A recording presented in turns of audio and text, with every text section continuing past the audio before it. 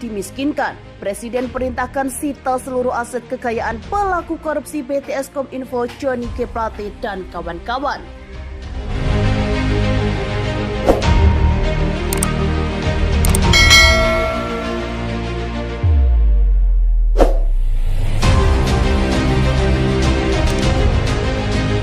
Update terbaru kasus korupsi proyek PTS 4G, Kejaksaan Agung kini mulai tancap gas dalam melakukan penyidikan terhadap beberapa tersangka. Di mana setelah menetapkan tersangka, pihak Kejagung langsung menelusuri rekening dengan menggandeng Pusat Pelaporan Transaksi dan Analisis Keuangan atau PPATK. Bahkan Kejagung juga mulai menyita aset berharga milik Johnny G. Plate dan kelima tersangka lainnya. Adapun dari Johnny G. Plate, Kejagung telah menyita 1 unit mobil.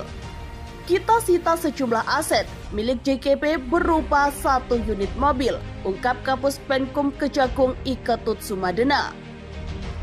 Selain aset bergerak seperti mobil, Ketut Sumedana mengatakan jika penyidik juga menyita aset para tersangka mega skandal korupsi ini yang tidak bergerak.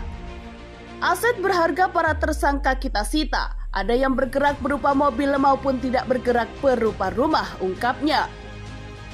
Adapun dari Anang Ahmad Latif atau AAL yang pernah menjabat sebagai Direktur Utama Bakti Kominfo, Kejagung telah menyita 5 kendaraan dan sebidang tanah.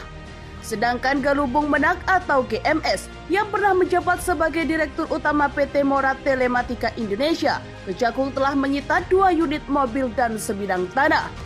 Sementara Irwan Hermawan atau IHA yang pernah menjabat sebagai Komisaris PT Solitech Media Sinergi, Kejagung telah menyita 2 bidang tanah. Aset yang disita ini sebagai barang bukti atas nama tersangka bersangkutan.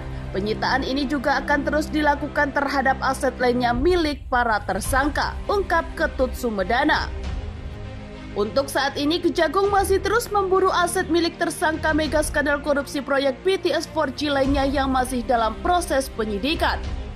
Salah satu di antaranya yang masih dalam perburuan ialah milik tersangka Econ Director of Integrated Econ Department PT Huawei Tech Investment Mukti Ali atau MA. Kemudian tenaga ahli Human Development HUDEF Universitas Indonesia tahun 2020, Yohan Suryanto atau YS, dan milik Windy Purnama atau WP yang disebut-sebut merupakan orang kepercayaan dari tersangka Irwan Hermawan.